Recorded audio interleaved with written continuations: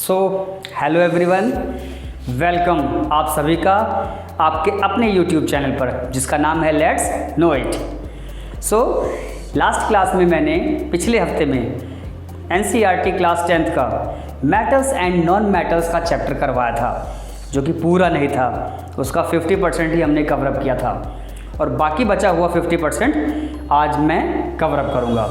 और भाई सबसे पहले तो सॉरी, क्योंकि ये वीडियो मैंने काफ़ी लेट कर दिया, तो कुछ ऐसा इम्पोर्टेंट वर्क हो गया था जो कि मैं नहीं कर पाया। तो जल्दी से विदाउट वेस्टिंग आवर टाइम हम अपने चैप्टर्स को कंप्लीट करते हैं। तो उससे पहले वाले वीडियो में हमने ये सीखा था कि मेटल्स की फिजिकल और केमिकल प्रॉपर्टी क्या होती है और उनके डिफरेंट टाइप्स ऑफ रिएक्शन को हमने समझा।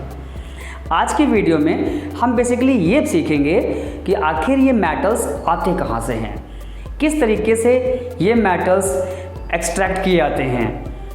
तो उसी चीज़ को डिस्कस करते हुए सबसे पहले हम डिस्कस करते हैं मिनरल्स के बारे में। आप लोगों ने कई बार सुना होगा, जैसे अगर हम न्यूट्रिशन की बात करें तो न्यूट्रिशन में भी मिनरल्स आता है, और आज यहाँ पे जब हम मेटल्स एंड नॉन मेटल को डिस्कस कर रहे हैं फिर भी मिनरल्स आ रहा है। तो हाँ, मिनरल्स कोई भी एक ऐसा ऑब्जेक्ट होता है जो बेसिकली हमें कहीं ना कहीं अर्थ से मिलता है। हो सकता है उसके सरफेस से मिले, हो सकता है उसके अंदर से मिले, बट वो एक क्रिस्टल फॉर्म में भी हो सकता है। जैसे सॉल्ट हो गया, सॉल्ट भी एक तरह का मिनरल्स ही होता है। वही हम डिस्कस करें ओर्स को, ओर्स जिसको हिंदी में अयस्क भी कहते हैं। अब सही मायने में हमें जो भी मेटल्स मिलती है वो ओर से ही मिलते हैं, यानी कि अयस्क से ही। और ये अयस्क क्या होते हैं? ये अयस्क एक तरीके से मिनरल्स का ग्रुप होते हैं जिसमें मेटल्स और प्योरिटीज़ आपस में मिक्सअप होती हैं। जी हाँ, क्योंकि सही मायने में हम जो भी आज के समय में मेटल्स देखते हैं वो मेटल्स किसी न किसी अन्य मटेरियल के साथ में मिक्सअप होके अर्थ की लेयर में पाए जाते हैं, और फिर कैसे उन ओर से उनको जो है वो एक्सट्रैक्ट किया जाता है, यानी कि उनमें से उनको निकाला जाता है और फिर हम डिफरेंट फॉर्म में उसको यूज़ करते हैं। तो आज मैं आपको वही चीज़ समझाने वाला हूँ कि एक्सट्रैक्शंस मेटल फ्रॉम ओर, यानी किस तरीके से अयस्कों से हम धातुओं को प्राप्त करते हैं, राइट। तो इससे पहले मैंने आपको रिएक्टिविटी सीरीज़ के बारे में बताया था कि रिएक्टिविटी सीरीज़ क्या है, कि किस तरीके से हर एक धातु की अपनी अपनी सक्रियता होती है, रिएक्टिविटी होती है, और हमने उसी के अकॉर्डिंग उनको अरेंज किया था। तो ठीक उनकी रिएक्टिविटी के बेस पे ही हम जो है इनका एक्सट्रैक्शंस भी करेंगे। कैसे? बेसिकली इनका एक्सट्रैक्शन 3 पार्ट में होता है। पहला हम ये पार्ट लेते हैं कि उनमें ऐसे मेटल्स को लिया जाता है जो हाईली रिएक्टिव होते हैं। जैसे अगर आपको याद हो तो हमने कहा था कि सोडियम, पोटेशियम, ये क्या होता है, बहुत ही ज़्यादा रिएक्टिव होता है। और सोडियम, पोटेशियम इनमें रिएक्टिव ज़्यादा होने की वजह से इनको हम कैसे एक्सट्रैक्ट करते हैं? इलेक्ट्रोलाइसिस से, यानी कि इनका विद्युत अपघटन किया जाता है, और विद्युत अपघटन की प्रक्रिया के द्वारा प्योर मेटल्स को हम प्राप्त करते हैं। अगर हम मीडियम रिएक्टिविटी मेटल्स की बात करें तो मीडियम रिएक्टिविटी मेटल्स को 2 तरीके से उनको एक्सट्रैक्ट किया जाता है। पहला होता है कि जो कार्बोनेट अयस्क होते हैं, यानी कि जो कार्बोनेट के फॉर्म में होते हैं। जैसे आप जिंक कार्बोनेट का भी एग्जाम्पल ले सकते हो, ZnCO3। इस फॉर्म में जितने भी अयस्क होते हैं या ओर्स होते हैं उनको कैल्सिनेशन, इसको हिंदी में निस्तारण भी कहते हैं, निस्तापन, इस प्रक्रिया के द्वारा। और जो सल्फाइड ओर्स होते हैं, क्योंकि कुछ जो है वो सल्फाइड ओर्स भी होते हैं, जैसे एग्जांपल में आप जिंक सल्फेट ले लो। जिंक सल्फेट क्या है? एक तरीके से ये भी आपका सल्फाइड ओर है। तो सल्फाइड ओर को हम रोस्टिंग प्रोसेस के थ्रू एक्सट्रैक्ट करते हैं। और हाँ, इन दोनों प्रोसेस में सबसे पहले हम इन ओर्स का ऑक्साइड प्राप्त करते हैं, यानी कि ऑक्साइड ऑफ मेटल्स। इनसे जो भी मेटल्स मिलती है उनके ऑक्साइड को प्राप्त करते हैं।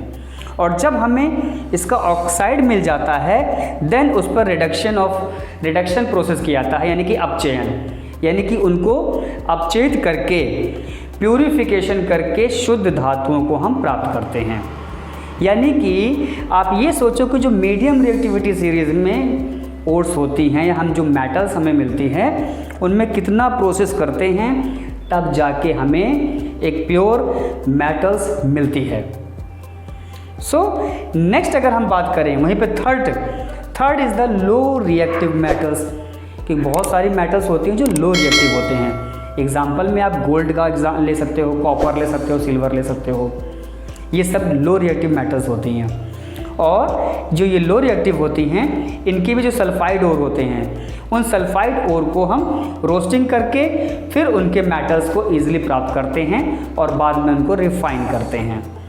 अब इन जो प्रोसेस को मैंने बताया थोड़ा इसको हम और ब्रीफली समझते हैं कि आखिर कैल्सिनेशन प्रोसेस में क्या किया जाता है और रोस्टिंग प्रोसेस में क्या किया जाता है। सो नाउ वी डिस्कस, हम उन प्रोसेस को डिस्कस करते हैं जिसके थ्रू एक्सट्रैक्शंस किया जाता है। तो सबसे पहले मैं आपको पॉइंट बताऊंगा कि रोस्टिंग क्या होता है, यानी कि इसको हिंदी में भर्जन कहते हैं। तो देखो, roasting is a types of process where we can melt the ores. हम ओर्स को मेल्ट करके उसमें से मेटल्स को जो है वो रिसीव करते हैं। तो मैंने इसमें क्या पॉइंट्स लिखा अगर आप देखो तो प्रोसेस ऑफ हीट्स, यानी कि एक तरीके से ये भी हीट का प्रोसेस होता है, यानी कि हम ओर्स को बड़ी से आग की भट्टियों में डाल के उनको खूब हाई टेम्परेचर पे गर्म करते हैं और वो जो ओर्स होती हैं वो पिघल जाती हैं और पिघल के फिर क्या होता है वो एक तरीके से मेटल्स और जो इम्प्योरिटीज़ होती है यानी कि अशुद्धियाँ उनमें डिवाइड हो जाता है। और उन अशुद्धियों को क्या कहते हैं हम बेसिकली गैंग कहते हैं। जितनी भी ओर्स में मेटल्स के एक्सट्रैक्शन के समय में इम्प्योरिटीज़ निकलती हैं यानी कि अशुद्धियाँ, उनको हम गैंग कहते हैं। और हाँ, एक चीज़ याद रखना कि रोस्टिंग और कैल्सिनेशन में केवल इतना ही डिफरेंट है कि इसमें एक्सेस एयर होता है, किसमें, रोस्टिंग में एयर जो है वो अवेलेबल होती है। जब हीट करते हैं तो काफ़ी मात्रा में एयर अवेलेबल होती है। और वही कैल्सिनेशन की अगर हम बात करें तो ये भी प्रोसेस ऑफ हीट ही है, यानी कि मेल्ट करने का ही तरीका है हीट देके, लेकिन यहाँ पर जो एयर की प्रेजेंस होती है वो लिमिटेड होती है, यानी कि एक सीमित मात्रा में हवा डाली जाती है। मेल्ट कराने के लिए हवा का यूज़ किया जाता है। और रोस्टिंग जो होता है वो सल्फाइड ओर के साथ में किया जाता है, यानी इस प्रोसेस को हम सल्फाइड ओर्स में को एक्सट्रैक्ट करने के लिए यूज़ करते हैं। जैसे मैंने यहाँ पे एग्जांपल भी दिया हुआ है इक्वेशन के थ्रू कि जिंक सल्फेट को ऑक्सीजन की अवेलेबिलिटी में हीट करते हैं हाई टेम्परेचर पर तो जिंक ऑक्साइड बनता है और सल्फेट बनता है। जिंक ऑक्साइड मैंने अभी पहले भी कहा कि सबसे पहले एक्सट्रैक्शंस में मेटल का ऑक्साइड प्राप्त किया जाता है और जब ऑक्साइड मिल जाता है देन उसको रिडक्शन के थ्रू करके मेटल्स निकाला जाता है। और वहीं पे अगर हम बात करें कैल्सिनेशन यानी कि निस्तापन की, तो ये कार्बोनेट ओर्स में यूज़ किया जाता है, यानी कि जितने भी कार्बोनेट अयस्क होते हैं इनमें यहाँ पे देखें तो डायरेक्टली हमने इसको हीट किया है। यहाँ पे हमने ऑक्सीजन को शो नहीं किया है क्योंकि वो लिमिटेड है। तो जिंक कार्बोनेट जब इसको हम हीट करेंगे तो यहाँ पे भी जिंक ऑक्साइड ही बन रहा है, ठीक उसी तरीके से जैसे यहाँ पे भी जिंक ऑक्साइड बना। और उस जिंक ऑक्साइड किस में कन्वर्ट होता है और सेपरेट होता है, कार्बन डाइऑक्साइड में। तो यानी कि इन दोनों प्रोसेस में सबसे पहले क्या फॉर्म होता है, ऑक्साइड, और देन उस ऑक्साइड को रिडक्शन करके जो है वो मेटल्स को प्राप्त किया जाता है। आई होप कि आपको ये पैटर्न समझ में आ रहा होगा, और समझ में आ रहा है तो वीडियो को लाइक और शेयर करना ना भूलें। So next process is thermite process. Thermite process ये एक ऐसा प्रोसेस है जिसमें मेटल को मेटल के ऑक्साइड के साथ में रिएक्ट कराते हैं, यानी तरीके से हीट करते हैं। और इसमें दो तरह का रिएक्शन होता है, या इन शॉर्ट फॉर्म में कहें तो एक ही रिएक्शन होता है, रेडॉक्स रिएक्शन। रेडॉक्स का नाम सुन के कुछ याद आया आपको? जी हाँ, ऐसा प्रोसेस जिसमें ऑक्सीडेशन प्लस रिडक्शन दोनों ही हो, यानी कि उपचयन और अपचयन, जो हमने फर्स्ट चैप्टर में पढ़ा था वही रिएक्शन। इसमें अब एक एग्जांपल के तौर पे हम लेते हैं कि एल्यूमिनियम एक मेटल है और फेरिक ऑक्साइड यानी कि आयरन का ऑक्साइड, इन दोनों को जब हम मिक्स करके हीट करते हैं तो आयरन फॉर्म होता है और एल्यूमिनियम ऑक्साइड बनता है। अब इस प्रोसेस का यूज़ कहाँ होता है? अक्सर देखा होगा आप लोगों ने रेलवे ट्रैक पे दो ट्रैकों को जब हम आपस में ज्वाइंट करते हैं तो इसी प्रोसेस को यूज़ करके उन ट्रैक के बीच में जो है वो वेल्डिंग की जाती है, यानी इनको ज्वाइंट किया जाता है। उसमें एल्यूमिनियम पाउडर को फेरिक ऑक्साइड के साथ में मिक्स करके हीट करते हैं और उन दोनों के ट्रैक के बीच में जो गैप होता है उसमें फिल कर देते हैं और उससे क्या बन जाता है? आयरन फॉर्म होता है। अब ये आयरन उसको बिल्कुल ट्रैक को प्रॉपर जोड़ देता है और उनके बीच में पता भी चलता है कि ट्रैक यहाँ से जुड़ा हुआ है, क्योंकि ट्रैक भी तो आयरन का ही होता है। तो ये काफ़ी इम्पॉर्टेंट प्रोसेस है जो कि मैक्सिमम क्वेश्चन इसके जो हैं वो एग्ज़ाम में पूछे जाते हैं, इसलिए मैंने इसको यहाँ पर एक्सप्लेन किया। देन अब हम बात करते हैं कोरोजन पर। कोरोजन क्या होता है? कोरोजन का मतलब होता है साधारण शब्दों में जंग लगना। जैसे हमारे घर में बहुत सारे मेटल्स के सामान होते हैं, खासकर जैसे अगर हम लोहे की बात करें, पीतल तांबे की बात करें, तो इनमें अक्सर जो है वो जंग लगता रहता है। कैसे? When the metals get with the attach और या कांटेक्ट में जाता है किसके? मॉइस्ट एयर के साथ में, तो उनका ऊपरी कलर चेंज होता है, यानी कि दे फॉर्म देयर ऑक्साइड्स, वो अपने ऑक्साइड्स बनाते हैं। उसको हम कहते हैं कि कोरोजन, कहते हैं इसमें जंग लग गया। अब कुछ एग्जांपल दिए, जैसे सिल्वर बिकम ब्लैक। सिल्वर जो होता है, चांदी जो होता है, वो अक्सर काले पड़ जाते हैं। ये अपने घर में अपनी मम्मी से खासकर पूछोगे तो कि वो जो भी सिल्वर की ज्वेलरी पहनते हैं वो कुछ दिन बाद काले पड़ जाते हैं। तो काला पड़ना मतलब होता है कि वो क्या हो गया, उसमें वो कोरोजन हो रहा है, यानी कि उसमें जंग लग रहा है। ऐसे ही copper react with moist carbon dioxide के साथ में, यानी कि जो नम कार्बन डाइऑक्साइड होती है उसके साथ में रिएक्ट करके वो अपना कलर चेंज करते हैं। ऐसे ही आयरन जो है वो भी मॉइस्ट एयर के साथ में रिएक्ट करता है और जंग लगता है, उसका भी कलर चेंज होता है। सो ये क्या है? ये तो एक तरीके से उनके हम लक्षण देखते हैं या किस कंडीशन में ये मेटल्स किसके साथ में रिएक्ट करता है। और ये सारे जो रिएक्शन हैं, रिएक्शन होने के बाद वो अपना कलर चेंज करते हैं, उसे हम कोरोजन कहते हैं, जो कि मेटल्स के लिए बिल्कुल भी ठीक नहीं है। और जो चीज़ बिल्कुल ठीक नहीं है तो उससे हमें क्या करना चाहिए? उससे हमें बचना चाहिए और मेटल्स को बचाना भी चाहिए। तो उसके लिए क्या क्या प्रिकॉशंस लेना, प्रिवेंशन करना चाहिए, या हम कहें प्रिकॉशन भी ले सकते हैं। सबसे पहले मैं कहता हूँ, हम कहते हैं कि हम बेसिकली इन चीज़ों को अप्लाई करते हैं। अक्सर देखा होगा जितने भी मेटल्स हैं, हम एक लोहे का एग्जांपल लेते हैं, तो हमारे घर में जो भी लोहे का सामान होता है, चाहे वो घर के दरवाजे हों चाहे खिड़कियाँ हों, उनमें क्या किया जाता है? पेंटिंग की जाती है। अब पेंटिंग का जो मेन एक साइंटिफिक रीज़न होता है वो यही होता है कि उसको जंग से बचाया जाए। ऐसे ऑयलिंग की जाती है। ऑयलिंग क्या हो गया? ऑयलिंग का मतलब होता है उसके ऊपर हम ऑयल वगैरह अप्लाई करते हैं। किसी भी मेटल्स के ऊपर अगर हम ऑयल अप्लाई करते हैं, यानी कि तेल का लेप लगा देते हैं, तो उससे भी जंग नहीं लगता। वैसे इसका रीज़न कोई बता सकता है कि हम ये सब चीज़ें क्यों करते हैं? अगर आपको पता है तो आप कमेंट्स में ज़रूर लिखना।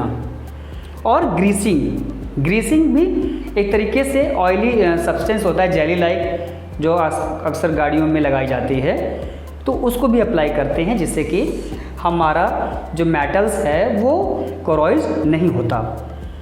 और वहीं पे गैल्वेनाइजेशन भी यूज़ किया जाता है। गैल्वेनाइजेशन क्या है? गैल्वेनाइजेशन एक ऐसा प्रोसेस होता है जिससे मेटल्स के ऊपर जिंक की लेयर अप्लाई की जाती है, यानी कि जिंक की परत चढ़ाई जाती है। अब जब जिंक के ऊपर परत चढ़ जाती है तो ये समझ लो कि जिंक जो है वो ऑक्सीजन या मॉइस्ट एयर के कांटेक्ट में नहीं आता, और जब ऑक्सीजन के कांटेक्ट में नहीं आएगा तो वो रिएक्ट नहीं करेगा। और तीसरा एक बहुत बड़ा प्रिवेंशन होता है एलॉय। एलॉय क्या है? एलॉय होता है, इसको हिंदी में कहते हैं मिश्र धातु, यानी कि दो या दो से अधिक मेटल्स को आपस में मिक्स करके एक नई मेटल बनाई जाती है जिसको हम एलॉय कहते हैं। अब एलॉय का एग्जांपल अगर हम लें तो steel is a type of alloy, brass और ब्रोंज। और अगर स्टील को हम डिस्कस करते हैं तो स्टील किससे बनता है? स्टील बेसिकली 3 चीज़ों से मिलकर बनता है, iron plus nickel plus chromium.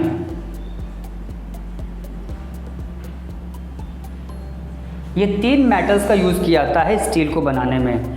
Iron लोहा हो गया, निकल भी एक मेटल ही होती है, इसको मैग्नेट अट्रैक्ट करता है, और क्रोमियम तो बहुत कॉमन होता है जो कि बिल्कुल भी कोरोइड नहीं होता। जैसे इसका सबसे अच्छा एग्जांपल ले लो, जो साइकिल के हैंडल्स होते हैं स्टील की तरह चमकते रहते हैं, वो रियल में आयरन होता है लेकिन उसके ऊपर जो है वो क्रोमियम की लेयरिंग की गई होती है और उसमें कभी जंग नहीं लगता। तो इस तरीके से स्टील क्या होता है? एलॉय होता है जो किससे बनता है? आयरन, निकल और क्रोमियम। वही अगर हम ब्रास की बात करें तो ब्रास इज ऑल्सो, ब्रास भी एक तरह की जो है वो एलॉय होता है जो कि कॉपर प्लस जिंक से बनता है, यानी कि कॉपर और जिंक को मिला के ब्रास बनाया जाता है। और इसी तरीके से अगर हम कॉपर और प्लस टिन कर देते हैं, यानी कि टिन को मिक्स कर दिया तो वो ब्रोंज बन जाता है। सो ब्रोंज क्या होता है? ये भी एक तरीके से क्या हो गया? आपका एलॉय हो गया। तो इस तरीके से हमने यहाँ पे देखा कि कोरोजन क्या होता है और उससे हम बचते कैसे हैं। ये इसलिए भी ज़रूरी है जिससे कि आप अपने घर के मेटल्स को जो है वो कोरोजन से बचा सकते हो और पेंटिंग, ऑयलिंग, ग्रीसिंग के थ्रू उसको और प्रोटेक्ट कर सकते हो। तो अक्सर घरों में ये चीज़ें हम देखते रहते हैं। और स्टील, ब्रास, ब्रोंज, इनका हमारी लाइफ में जो है यूज़ भी रहता है। तो ज़रूरी है जानना कि आखिर ये भी तो एलॉय ही हैं। क्या आपको इससे पहले पता था कि ये सब एलॉय होते हैं? और पता था तो आप कमेंट्स में ज़रूर लिखना यस या नो करके। सो उम्मीद है आज का ये चैप्टर जो मैंने कवर किया आपको अच्छे से समझ में आया होगा, और समझ में आया है तो वीडियो को लाइक और शेयर ज़रूर करना। और पहली बार अगर आप इस चैनल को देख रहे हैं तो मैं कहूँगा सब्सक्राइब ज़रूर करना, जिससे कि आने वाले सारे वीडियो आपको मिलते रहें, और उसके लिए बेल आइकन को ज़रूर प्रेस करना। So thank you.